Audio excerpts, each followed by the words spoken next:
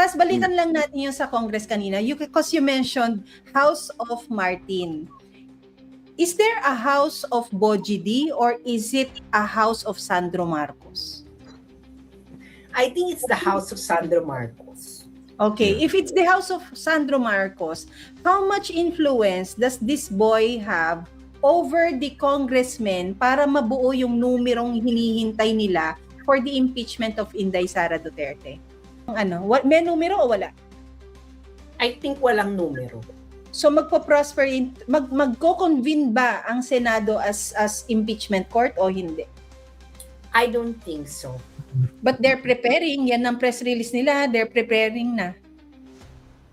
Ay, di mag-prepare sila, wala namang masama mag-prepare, di ba? If you are a congressman at pipirma ka dyan, tapos hindi manalo, patay ka. Suicidal yan. Suicidal yan kasi hindi mo alam kung ano mangyayari sa Senado what's gonna happen in the Senate.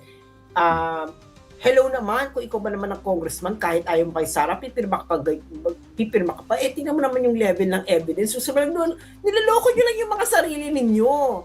Hindi ba? Parang hello, hindi yan magsusurvive. Kung gusto nyo ng ganyan, inaatake nyo si Sara, marami kaming bala, hindi naman si Sara ang Duterte. So parang ang eksena talaga nila diyan is yung ako talaga ang tsuri ko talaga diyan. Okay, tsuri ko talaga diyan ay wala silang nagdadalawang isip ang mga campaign funders. Nagdadalawang isip ang mga campaign funders kung ipa-fund ba sila, kaya hindi sila magkasundo ng common candidate. Sinabi ni Trillanes, kung hindi matanggal si Sara ng 2026, siya na nag-use mo before, na wala na silang pag-asa for 2028. So kayon, make or break year nila ang 2026. So 2026 is their deadline. 2026 is their deadliest deadline. 2025 was the sweet spot. Hinarang ng Korte Suprema. Ngayon, kung maharang pa uli ng Korte Suprema, ito dahil ang dami-dami yung gusto mangyari sa ginagawa ninyo. O di double harang. Ngayon, kung umabot na ng Senate, you never know what the defense is going to do. Sa tingin ba nila si Madriaga magsusurvive yan pagdating ng interpellation ni cross-examination ni mga tanong ni Sheila Marcoleta?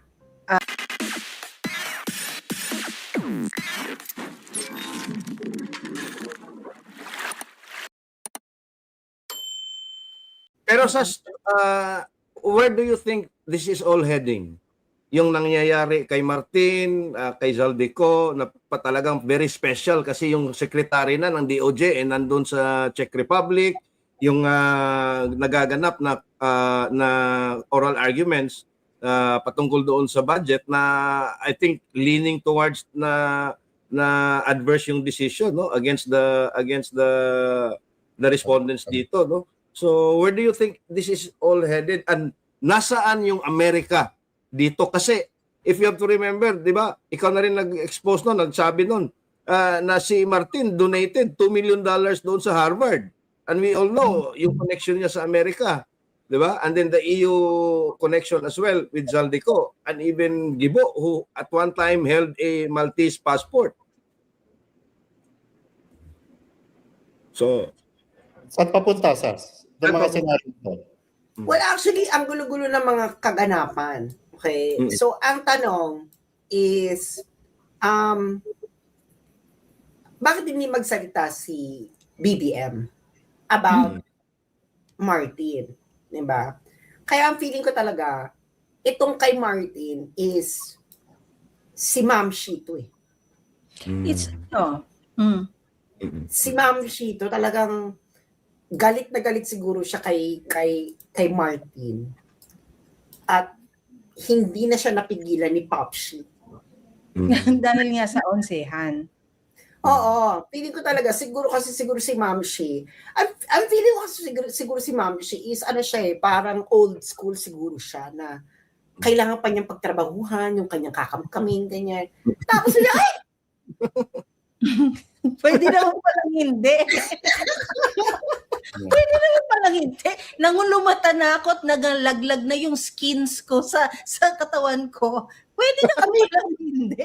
aminin mo, masakit yan. Kung ang ginagawa mo pa alam mo yun, talagang kailangan po mong mambraso ng mga tao, ganyan, para lang may flow of goods. Tapos yung isa, ganun-ganun lang.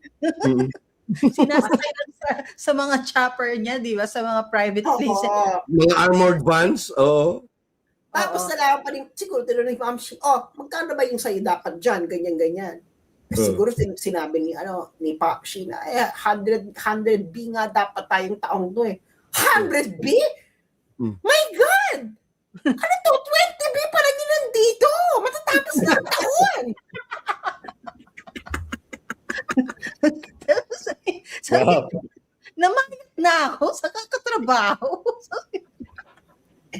Aminin nyo, ang sakit yan kung 80B wala sa'yo, tapos ang 80B ng pinangako sa'yo ay, ang 80B po ay magkaiba sa 80 pesos at 80,000 at 80 million, ha? Yeah. 80B is like, hanggang siguro sa hanggang 2,300, kahit di na magtrabaho yung mga kaanu-anuhan ng mga anak niya, is scary. Can you imagine the gaano kasakit yan? The onsehan. We can imagine the onsehan. Sas, balikan lang natin yung sa Congress kanina. Because you mentioned House of Martin. Is there a House of Bogie D or is it a House of Sandro Marcos? I think it's the House of Sandro Marcos. Okay, if it's the House of Sandro Marcos, how much influence does this boy have over the congressmen para mabuo yung numerong hinihintay nila for the impeachment of Inday Sara Duterte? Tell us, may numero o wala? I think walang numero. So magko-convene ba ang Senado as impeachment court o hindi? I don't think so. But they're preparing, yan ang press release nila, they're preparing na. Ay, di mag-prepare sila, wala namang masama mag-prepare, di ba? Yet, kahit hindi dumating is, pero ako talaga, actually, if you are a congressman at pipirma ka dyan, tapos hindi manalo, patay ka. Suicidal yan. Suicidal yan kasi hindi mo alam kung ano mangyayari sa Senado what's gonna happen in the Senate. Hello naman, kung ikaw ba naman ang congressman, kahit ayaw mo kay Sara, pipirma ka pa. Tingnan mo naman yung level ng evidence. So sabi doon, niloloko nyo lang yung mga sarili ninyo. Hindi ba? Parang hello, hindi yan magsusurvive. Kaya tayo, kung gusto nyo ng ganyan, inaatake nyo si Sara, marami kaming bala, hindi naman si Sara ang Duterte. So parang, ang eksena talaga nila diyan is yung ako talaga ang tsuri ko talaga diyan. Okay, tsuri ko talaga diyan ay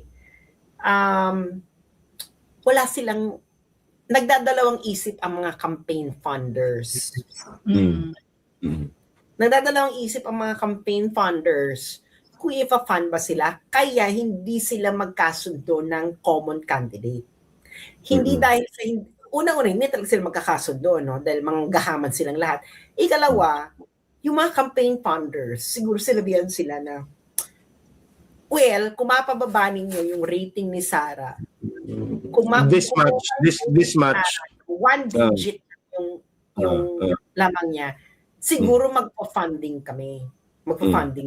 Kaya ngayon, todo sila. Siguro this is after the funding, no? Or siguro kung matanggal nyo si Sara, mag-funding kami sa inyo. Kasi kung nandun si Sara, kung ikaw ba naman businessman, ikaw ba tataya ka sa alam mong patalo? Correct. Diba? So hindi ka tataya. So ngayon, ang ganun ang gusto nilang gawin na it's all about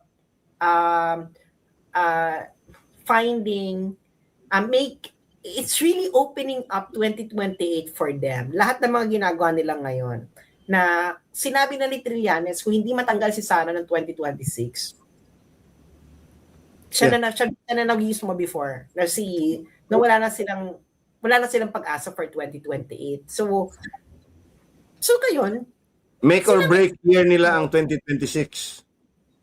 so 2026 is their deadline. 2026 is their deadliest deadline. Deadline, yeah. 2025 was the sweet spot. Hinarang ng Korte Suprema. Ngayon, kung maharang pa uli ng Korte Suprema, ito dahil ang dami-dami yung gusto mangyari sa ginagawa ninyo. O di double harang. Ngayon, kung umabot to ng Senate, you never know what the defense is going to do. Sa tingin ba nila si Madriaga magsusurvive yan pagdating ng interpellation ni cross-examination ni mga tanong ni Sheila Marcoleta? Or Marcoleta. Kasi mga senator judges tinatanong. Question, Sas. Tignan mo to. Biglang nawala. Hindi, question, Sas. Ang tawag dito, this performance of the century ng mga members ng Committee on Justice, is this may inflow na ba ng cash dito, or is this an audition for the cash to be deposited to them? Kasi wala na si Martin, and Sandro Marcos, if he owns this house, itatabi ko kung ano yung akin na, kasi walang kasiguraduhan kung mapatanggal nyo si Inday Sara, so hindi ko muna kayo rorolyohan ngayon. So is this performance bayad na performance na, or audition na mabayaran sila? Nakamute ka, Sas. Nakamute ka. Kung ako lang naman, kung akong house of Momshi and Popshi, sa ating pagkakilala kay Momshi at Popshi, sabi na mas kilala mo talaga eh. Kayo ba tataya lang kayo dun sa niluluto ng kakamping? Siyempre, hindi ka mag-all in dyan. Kailangan meron ka lang open door to Sara. Na pwede kang mag-claim ng plausible deniability. Wala kaming alam dyan, ha? Para pagdating ng 2027, meron ka pa rin kapit dun sa pwedeng manalo. Ikaw ba naman kung House of Momshi at Popshi, kakapit ka lang ba sa campings? Hindi. Mga Marcos yan. Tumataya sila sa lahat. Diba? Tumataya sila sa lahat. Kaya I don't think factor yung factor din yung dynamics na nangyayari ngayon, di ba? Between Boji D, Martin, at yan nga, yung away ngayon ng Malacanang at saka ni Martin. Factor din ito para hindi sila makakuha ng numero. And do you think that yung mga funders are opening the door to Sara, or is Sara now opening her door? Kasi naririnig natin may mga nagpapa-send na ng feelers eh. Not just the campaign funders but may mga politiko din. At ang sabi natin, ang naririnig natin, parang ang Amerika na rin ay medyo nagpapadala na rin ng mga kung ano-ano doon kay VP Sara. And most recently, yung ambassador ng China, Sas, nakipag-meeting kay Enrique Razon. Doon mismo sa opisina ni Razon.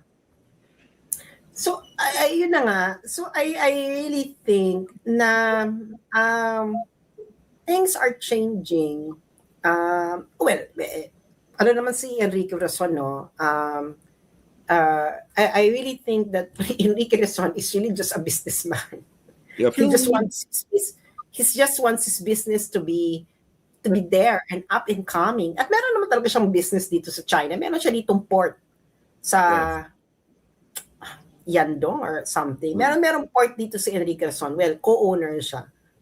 Yung kanyang Asia Ek terminal. So meron siyang port business dito. So hindi malayo talaga yung ganyang eksena kay Enrique Razon.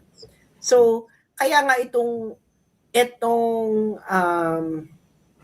yung mga kakamping, yung mga yellows, I think pinapaasa lang sila, no? Pinapaasa lang sila ng BBM administration. And I really think ginagawa lang talaga naman to ng BBM administration para mawala sa kanila yung atensyon ng tao. So gawin natin punching bag si Sara, ganyan. Pero kung ikaw ang administrasyon, alam mo na pag nawala si Sara, ikaw ng punching bag. Mm. At kung sino man yung magang VP, that's one step away from being president. There you go. Totoo.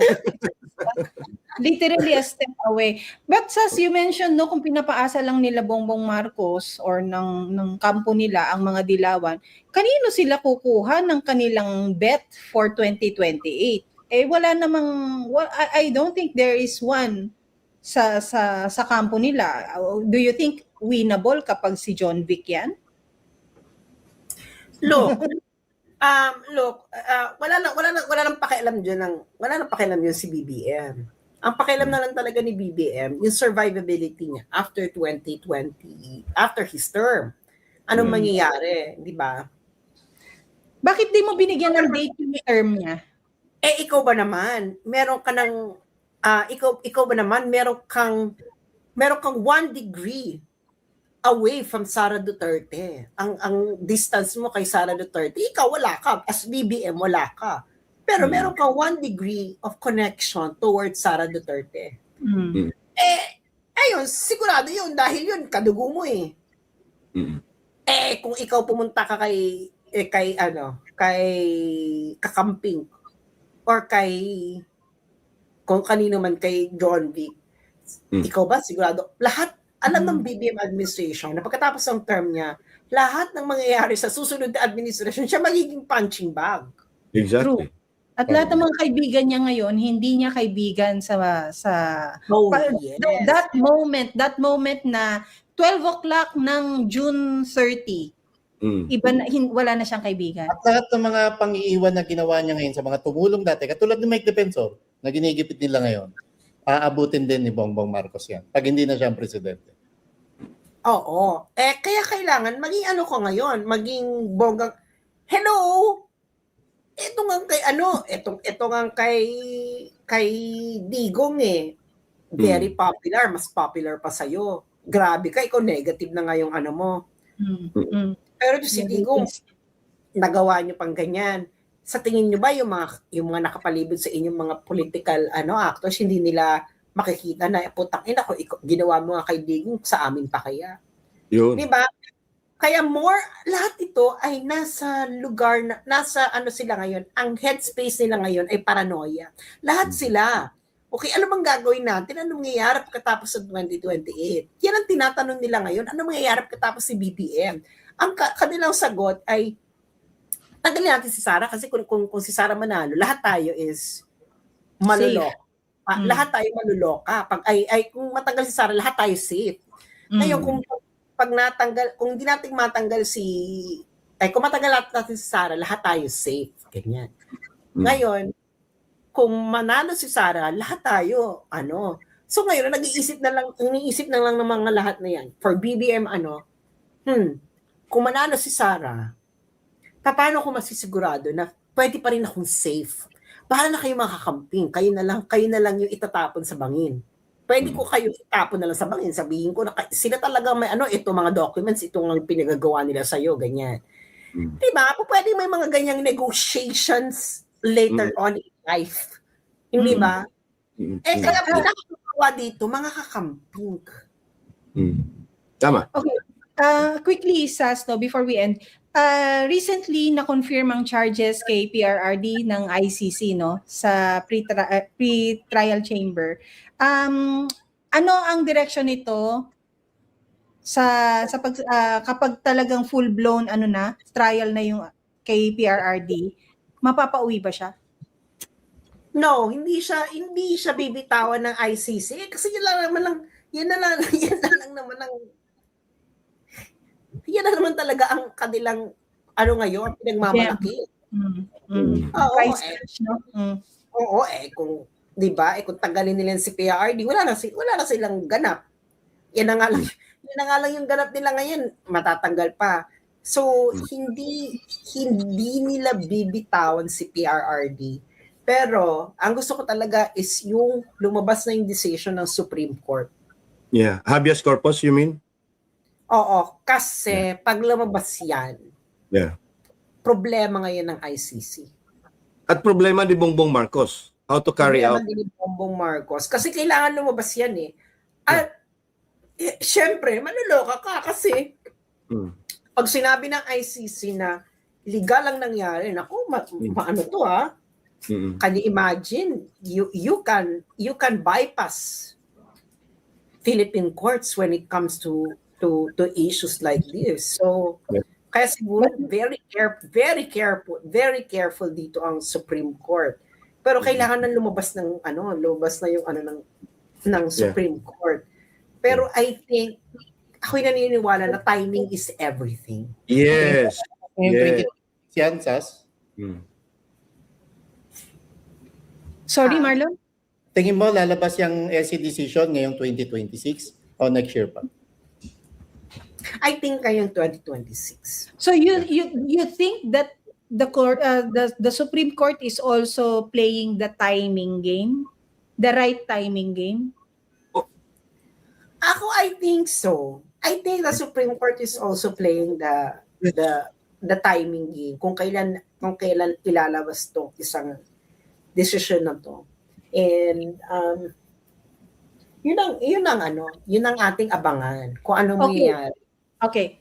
Pinaka-last, Sas. Also, the Supreme Court asked Marcos' side to answer or comment on the petition of Alvarez tungkol sa pagre-release niya ng kanyang medical bulletin at yung pagpapasailalim ng hair follicle drug test. How do you think the palace will play their or craft their response to this petition? Baka they might ignore. But Claire Castro said yesterday na kung yan ay sabi ng Korte Suprema, di sasagot kami. And even Ralph Recto, na-interview siya. Mm. Sasagot sila. O di, sumagot sila. Ano Paano sa sila- tingin mo? Ang ika-craft nilang sagot na parang I will not dignify that allegation with an answer or something? Paano ba? Kasi ganun niya sinasagot, di ba, pag tinatanong siya? Hindi, baka paano nga niya sasagutin? Yun ang tanong, no? Paano mo sasagutin yung drug test saka yung actually kahit yung drug test na lang eh. Baka pwede sabihin niya na hindi niya kailangan mag-drug test kasi wala naman sa batas. Okay, pero sige, wag na yung sa drug test dahil sinasabi wala sa batas. Paano yung medical bulletin? May lalabas ba doon o ang medical bulletin isang laro lang sa kanila na kung wari play dead ako ngayon, kung wari weak ako ngayon, kung wari meron akong ganyan. Will that expose him to a health condition na malala or what? What's your take? Anong tingin mo? Ako, ang natingin ko dito sa decision na to is it will actually help clarify and it will have repercussions for future administrations. Exactly. Yun. Even the arguments. Kasi hindi pa natin alam ano bang patakaran dyan sa health ng Pangulo. Kailangan mo pag na-hospital siya, kailangan sabihin kung ano yung or meron lang restrictions about the health of the president that the public has the right to know. Sas, ito pang last, ma'am. Ito pang last ko na question dahil expertise to ni Sas eh. A few days ago, yung foreign minister ng Singapore admitted in his speech na yung nangyayari daw sa Strait of Hormuz is a dry run in a US-China conflict dito sa Indo-Pacific.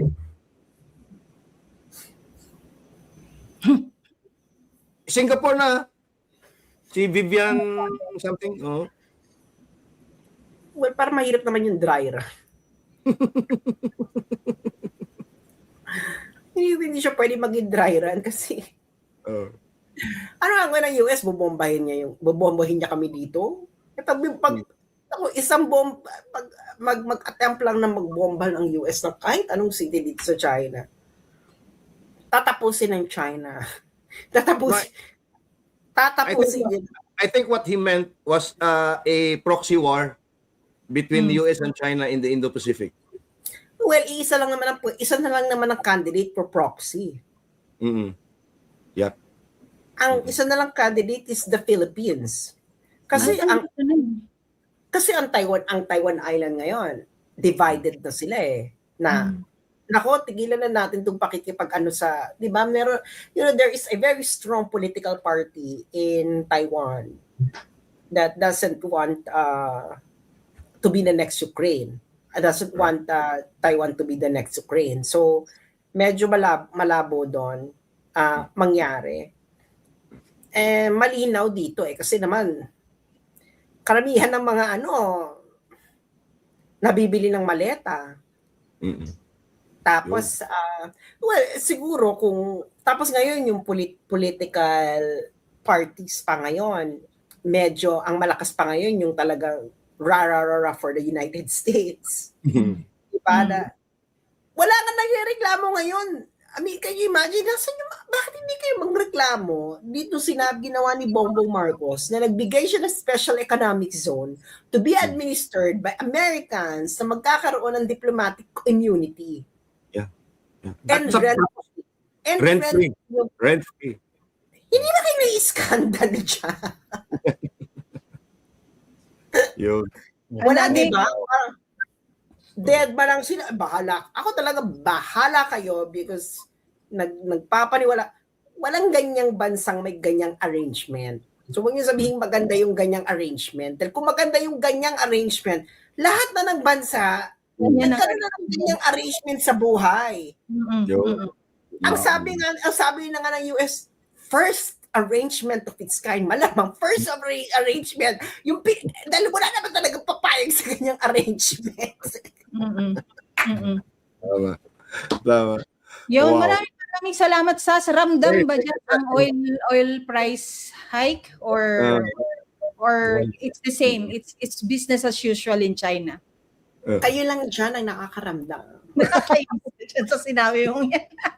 Maraming salamat sa iyo. Lagi ka mag-iingat. Thank you, Sash. Thank you. Bisitahin niyo ako dito minsan. Bye! Hopefully. Ingat. Thank you so much. Ang cute lagi kapag si Sas ang very, very casual, very very napaka-intelligent tao, no? Friendly lang din ang discussion, no? Oo. Pero yung sa sinabi niya na Lon and Kuyang, no? Yung sa sinabi niya na dapat lumabas na yung desisyon ng korte doon sa kay PRRD. Tama ka rin. I don't know, si Marlon yata yung nagsabi or si Kuyang Ibi, yung paano ngayon i-execute ng executive? No? Si Kuyang Ibi. Paano naman mababawi? Kalimutan marami nagsasabi na kaya ganyan ka-eager si Boying Rimulya na ilaglag yung fraternity brother niya na si Martin Romualdez kasi aplikasyon niya na rin to para maging Supreme Court Chief Justice. By November 26, magre-retiro na si CJ Gismondo. So, dapat, yung tanong ko kanina, hindi ko lang nasundan, dapat kung maglalabas at sana kung maglalabas ng desisyon ng Supreme Court patungkol dun sa petition kay PRRD, dapat mangyari ito bago magretiro ang Supreme Court Chief Justice ngayon kasi kapag ang naupo na dyan si Boying Rimulya, asahan natin. We're doomed. Yeah. Bagaman magiging decision dyan, pero syempre iba yung influence ng isang Supreme Court Chief Justice. Tama. No? Tama. Ako din, pareho kami ng pananaw ni Sas, no? Timing is everything. No? Walang coincidence ito. And yung Korte Suprema, there are 15 of them, no? Hindi mo po pwede na yung isang mahistrado lang ang magdidikta diyan even if mayroon silang Chief Justice or Senior Associate Justice. It's still after all a collegial body. Parang naka-tiered lang, no? Iba-iba yung halaga or yung weight ng opinion ng isang mahistrado. But at the end of the day, they will still decide on the basis of the institution's integrity and credibility, and magdi-decide sila for the benefit of the Filipino people, not the very few powerful elites. At ilang beses na yan inuulit-ulit ni Senior Associate Justice Marvic Leonen. Sana yung laro nila ng when the time is right, yung bago makapag-retire yung sinong justice by November na pala. Esbundo, dalawa silang magre-retiro in November, no? Si Chief Justice Esbundo at si Associate Justice Amy Javier Lazaro. Yung favorite Ah, mo. Pero dalawa sila. Which by the way hindi natin narinig no sa Sagaa oral arg si Justice Javier. Baka hindi pa turno niya, hindi pa niya time. Hindi pa niya turn. Oo. Hindi pa niya turn, no? Ayun, O sana baka ganun. No? hindi siya, baka wala siya. Kasi imagine 15 yan eh. So I don't really think na lahat ng 15 na yan ay pagbibigyan ng oras, no, to interpolate, no. O, baka hindi na siya mag-interpolate kasi malaki na yung parte niya doon sa PhilHealth, ano eh. Parang nag-assign sila eh. Question, mabilis lang din. Bakit nagkaroon ng entry si Boying Remulla that he could be the next justice? Parang parang director magno ng NBI tapos biglang ang pumasok isang matibag. Parang Pwede gano'n yan. ang eh. Pwede kasi appointed position yan eh. If you Ng qualify, presidente. yeah, if you qualify for that, ano, kaya nga may JBC, Judicial and Bar Council Review, sila yung magpe-prepare ng shortlist for the president to appoint. Is it the same? Kalimutan yung pagkakapwesto ni Boying as ombudsman. Ha? Yes. Wala siyang ombudsman clearance. Pero siya pa rin na naging ombudsman. Kasi at the end of the day, ang presidente pa rin ng Pilipinas na si Bongbong Marcos ang pipirma at mag-o-appoint kung sino ang gusto niyang maging ombudsman katulad ni Boying Remulla at kung sino ang susunod na magiging Chief Justice. Which reminds me, Pam and Marlon, ha? You have to remember, in December of last year, Atty. Torion, as counsel for Baste Duterte, filed for a petition doon sa Judicial and Bar Council questioning the appointment of Boying Remulla as ombudsman. Yeah. Hindi pa na-resolve yan. Oo nga, no? Oh. Ang daming pending pala na hinihintay Kaya nga natin. yung sense of urgency ng mga maestrado sa Supreme Court, dapat palakasin pa nila lalo. Mm. Kasi we are looking, itong lahat nangyari, no? Yung budget, yung impeachment, yung question doon sa kailangan bang magpa-hair follicle drug test yung isang pangulo. Yung itong tatlong issue na ito na ambiguous at hindi klaro yung framework at yung detalye kung paano at how do you conduct everything yung tatlong issue na ito, yung tatlong actions na ito is ito yung pinaka siguro in recent history, ito yung pinaka-critical na oras ng Supreme Court na maglabas ng mga desisyon na ito kasi it has very very profound effects in future Philippine politics, lalo na sa budget making at sa budget process, sa impeachment process, which ironically pwede rin gamitin against them kasi impeachable officers yung SC, justices. At pangatlo, yung question of mental capacity of a president at yung drug test nga. So again, pinag-uusapan ngayon ito, pero magpapasalamat tayo sa Korte Suprema ngayon itong batch nila na ito. Kasi down the line, generations after generation siguro ang makikinabang sa kung anumang desisyon ang gagawin nila. Especially doon sa habeas corpus. Again, din yung itong apat.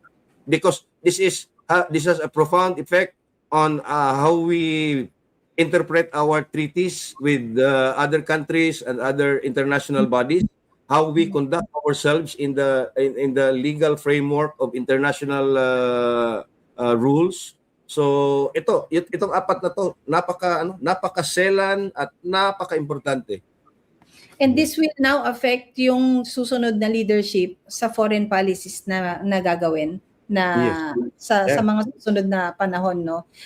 Mabilisan lang ipakita natin ang whole departure order na meron nang ni-release ang 7th Division ng Sandigan Bayan kay Martin Romualdez. So the bigger question na meron tayo here is yung tanong na siya ba ay nandito pa sa Pilipinas? Kasi nga nakalabas na. Correct. Tapos kasi di ba Lon, hanggang ngayon si Atong Ang, sabi nila wala sa Vietnam, wala sa Cambodia. Ang sabi nung mga nakaraang araw, nandito lang pala sa Pilipinas.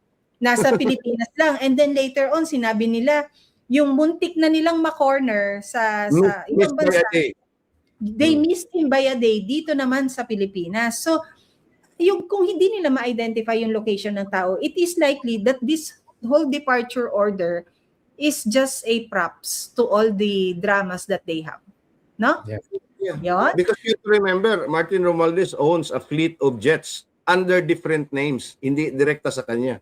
Pati kapatid niya meron, si Philip meron. Mga kaibigan niya. Baka nga yan. Tama si Patatutini nag-backdoor or may private airport somewhere, no? Yung landing and take-off. Yung mga ganyan. It's not impossible for a billionaire. Di ba? Yeah. It's not impossible. So, Not just a billionaire, but a multi-billionaire. multi-billionaire. If you are a multi-billionaire, does that not make you already a trillionaire? Not. Not yet. O kuya, parang restrained yung mga kamay mo ngayon, wala yata sa mukha mo. Ang alin? Yung magagalit. Si Chuchay ba nandyan? Chuchay! De, Hello, si, alam mo, Alam Alam mo, meron kaming pusa dito na bagong panganak, siguro a month old na ganito. Ang nanay kasi niya was Chichi. Ang pangalan ng pusa na yon na bago, no, Chuchay. So kaya natatawa talaga ako kay Chuchay. Ay, yung kahapon. Actually, may nagagalit sa akin kasi, di ba may tinanong si Marlon na hindi natin narinig kasi quiet ka lang, quiet ako, quiet din si Sas. Tapos sabi ko kanina, ano yun Marlon? Ginanong ko, di ba? Kasi hindi narinig yung question mo. Tapos ito ano ko na to hater ko na to Gusto ko lang din Sabi ni Meiji 70, sorry Marlon ha, yung tono talaga nitong si Pam, nagger na nagger, no? Ito yung downfall talaga ni Attorney Vic. Alam mo po ang magiging downfall ni Attorney Vic, yung sarili lang niya. Si Attorney Vic will ang kalaban ni Attorney Vic sarili lang niya. Because if you said this, I know already na hindi mo iboboto talaga si Attorney Vic. Ha? At nagger po talaga ako. Pag nakita nyo sa backstage, kung hindi maayos si Ibi at saka si Marlon, nagger po ako. Because we want to please people like... Supposedly, we want to please people na at least maayos. Kung hindi ka na-please, na kaninong channel ka ba? Na kay Ibi channel ka, ayaw mo ako. Lumabas ka ng third floor studio pero pinapanood mo sa channel ni EB. Itakpan mo na lang ng masking tape yung namin, yung panel ko. Ganun na lang, ha? Medyo Pero Meji, no, I want somebody I want a nagger in my bedroom. So ayoko yung masyadong tahimik. Gusto what about a hammer instead? Maraming salamat. Uy, guys, it's the weekend. Marlon, papalo ka ba? Wala. Ang init pa. Nakakatamad init. Sobra. Pero ka naman ganun Hindi tumatagos. Pati mag-best pa, nakakatamad. Mamaya ako try natin. Saan ka umiikot? Wag mo na sabihin, security reasons. Diyan lang.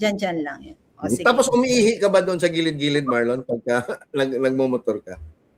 Laging gas station. Gas station, Pero napaisip ka for a while. Ako kasi pag nagmumotor. Kasi kung saan ako huling nagwiwi ng tabi-tabi. Gas station talaga ako yan. Ako talaga nasa gilid.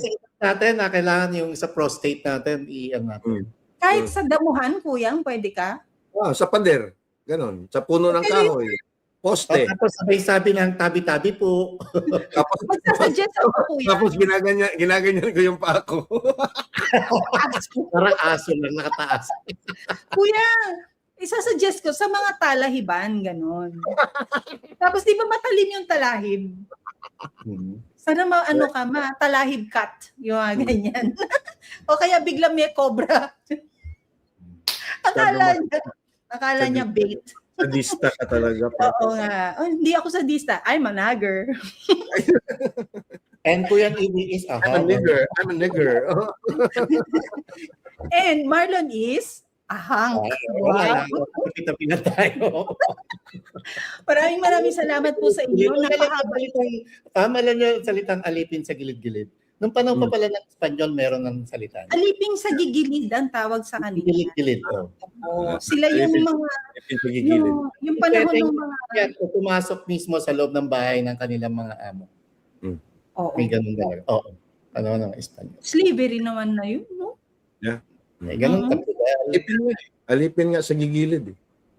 Baka amo ko in past life si Medji. Oh, yun. Oh, that's why the hate. Señora Meiji. Oh, Señora Medji, who hates Por favor. Oh, Pabor.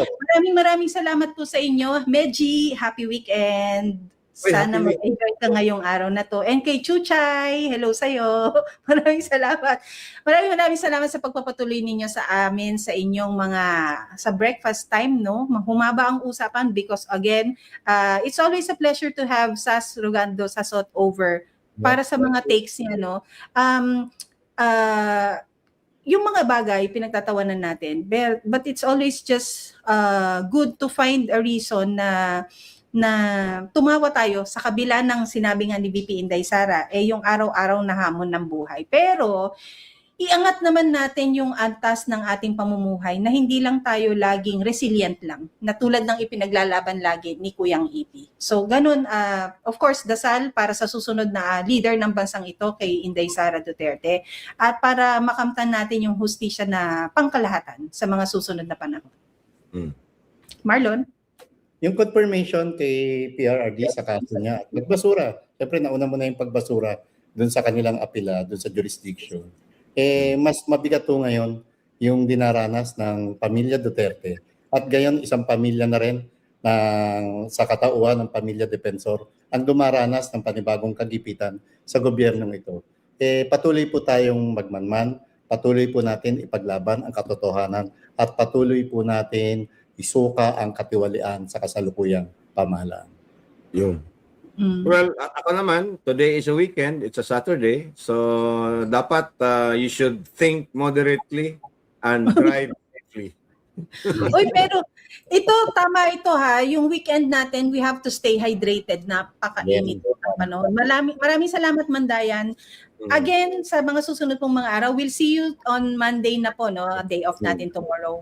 Muli, ako po si Pam at si Inday Sara ang aking presidente. Ako naman si Marlon at Inday Sara Duterte ang aking presidente. Ako naman si Elmer who loves a nugger at si Inday Sara ang aking presidente.